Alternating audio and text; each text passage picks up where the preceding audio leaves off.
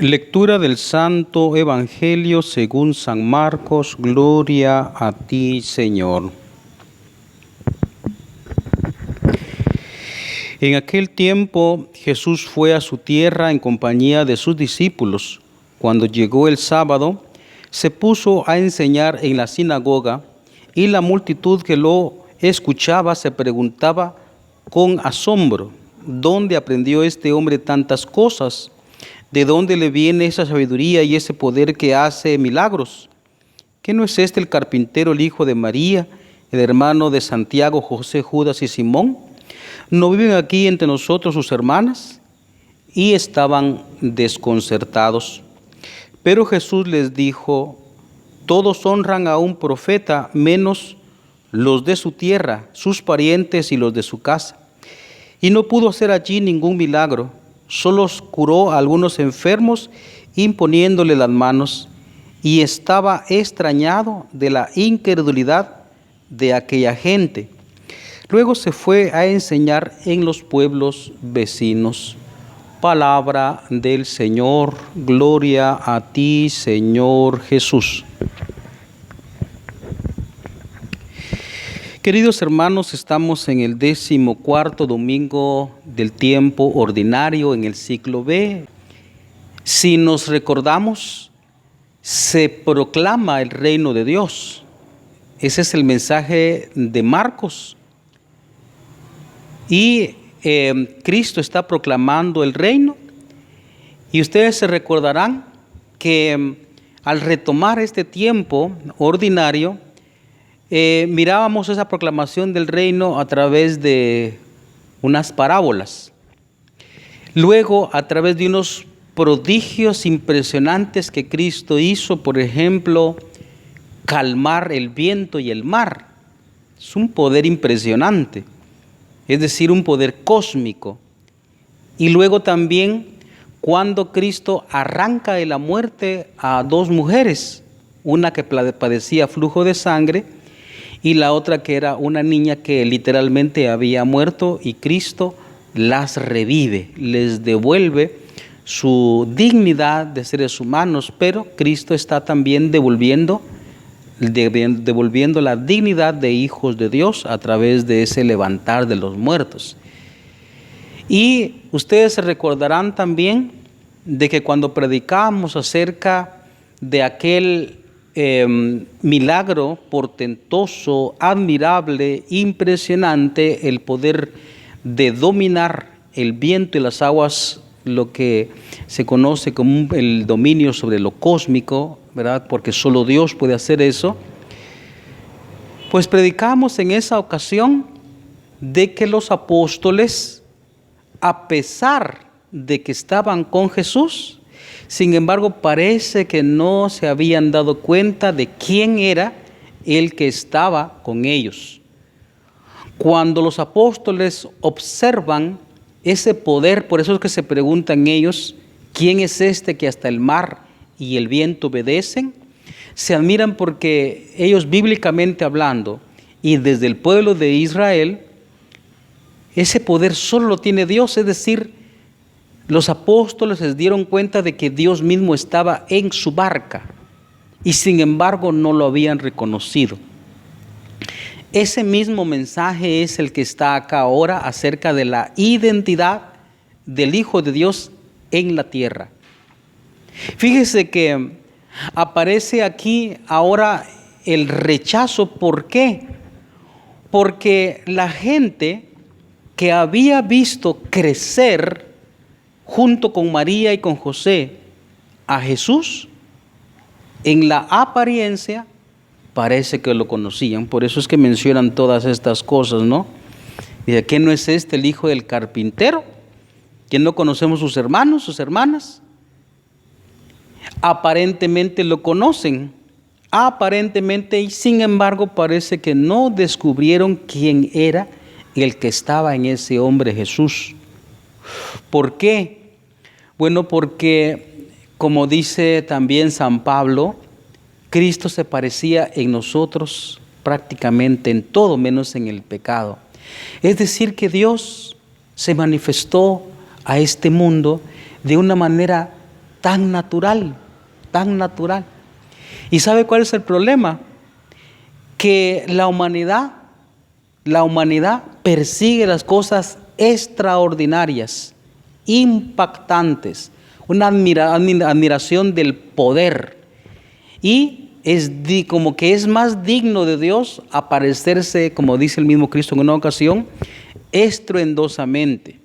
Cristo lo predicó en más de alguna ocasión. Cuando les digan que el reino está aquí o está allá, no vayan, porque cuando el reino ya está en ustedes. No vendrá aparatosamente, y sin embargo la gente siempre busca lo espectacular. Y entonces, como Jesús cuando creció no manifestaba nada, como dicen algunos, ¿no? Especialmente los evangelios apócrifos. No tuvo una manifestación de poder impresionante. Aprovecho porque en una ocasión le preguntaron a un pastor protestante, por supuesto, ¿qué estaba haciendo Jesús a la edad de 8 años? Por mencionar un tiempo, ¿no? Y él dice, recordemos que el protestantismo es fundamentalista, es decir, no ven más allá de la Biblia. Entonces contestó, no sabemos, no está escrito.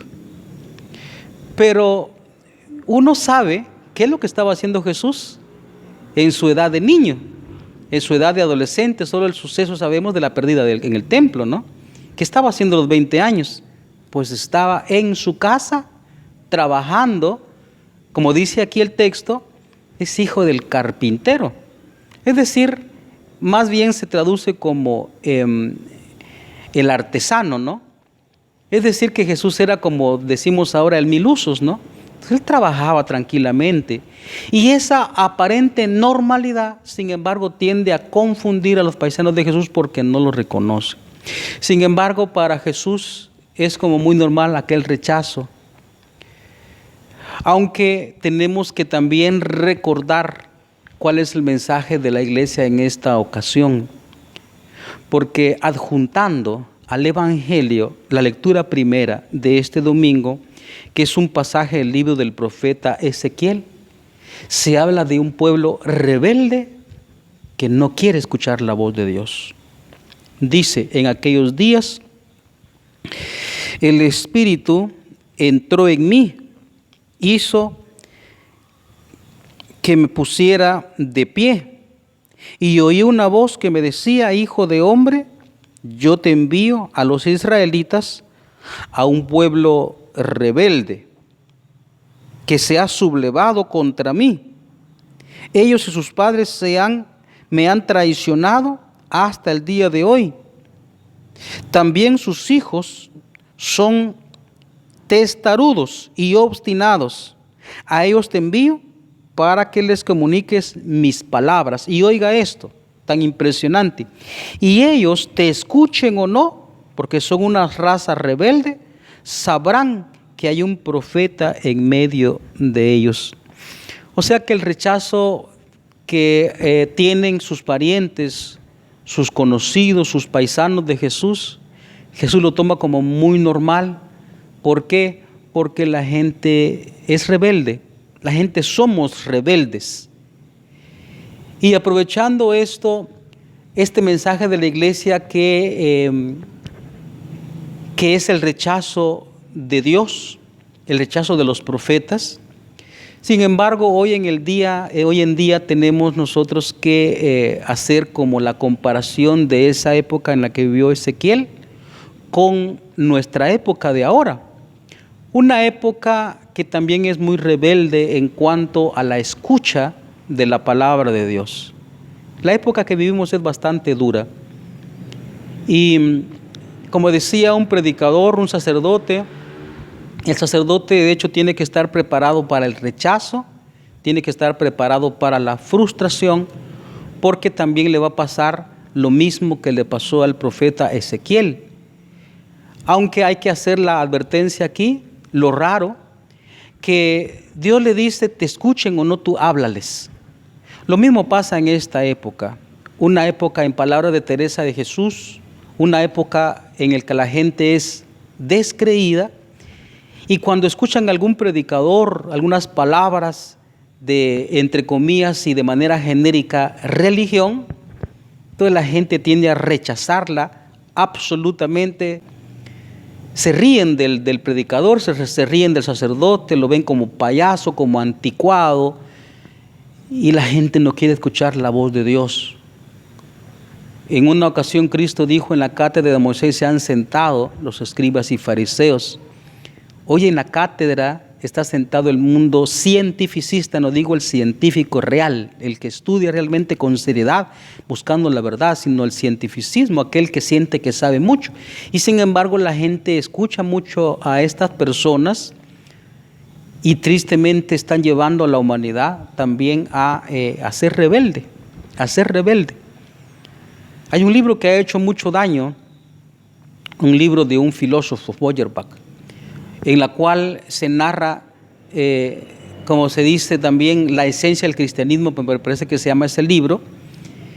Y a veces que la gente lee cosas como esa, o libros de filosofía, de Federico Nietzsche, y siente la gente que ya sabe todo, y se siente como con derecho a rechazar la voz de Dios, y piensa que la voz de un sacerdote, de un predicador, es anticuado y que no tiene que decir nada en la sociedad de hoy, que somos una sociedad avanzada. Estamos en el siglo XXI, por Dios, ¿cómo está usted creyendo en mitos como esos? Y se burlan de uno.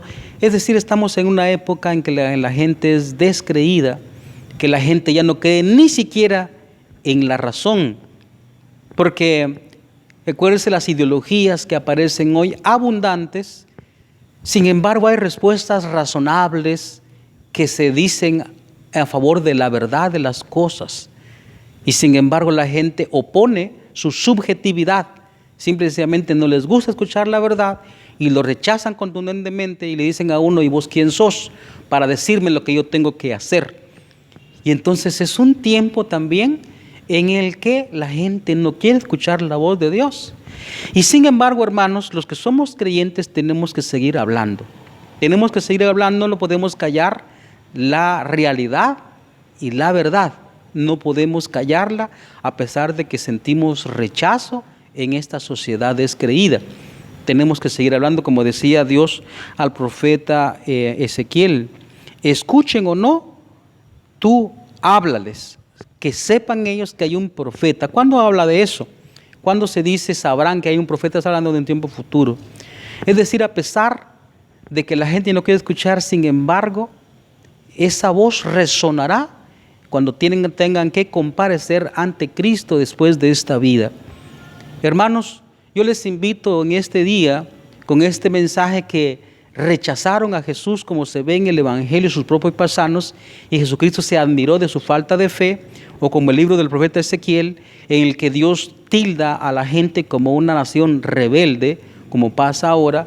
En medio de eso, nosotros, hermanos, yo les exhorto a seguir hablando de la verdad, de no tener miedo, a pesar de que nos puedan calificar como de anticuados, nos pueden calificar de religiosos, nos pueden calificar de radicales, nos pueden calificar de atrasados, nos pueden calificar también de conservadores, etcétera, y tienen una cantidad de palabras para el rechazo. Sin embargo, nosotros estamos llamados a hablar el mensaje de la verdad y hacer saber de que Dios ha bajado a este mundo y Dios quiere la salvación para todos nosotros, porque recordemos que el mundo está abocado al mal, como dice San Juan. El mundo yace en el poder de las tinieblas y del error. Entonces, para nosotros es necesario y es absolutamente necesario predicar siempre la verdad, a pesar de que podamos sentir rechazo. El Señor nos conceda su Espíritu para hablar con fuerza y abogar en favor de la verdad.